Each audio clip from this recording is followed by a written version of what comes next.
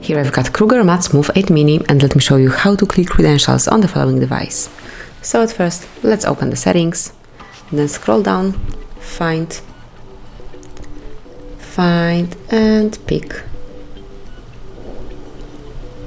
security and location, then go to the bottom of the list and click on encryption and credentials. And here simply click on the last icon, which is clear credentials. And if you truly want to remove all certificates and contents, click on OK.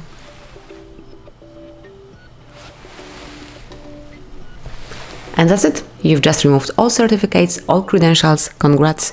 Thank you for watching. Please subscribe our channel and leave the thumbs up.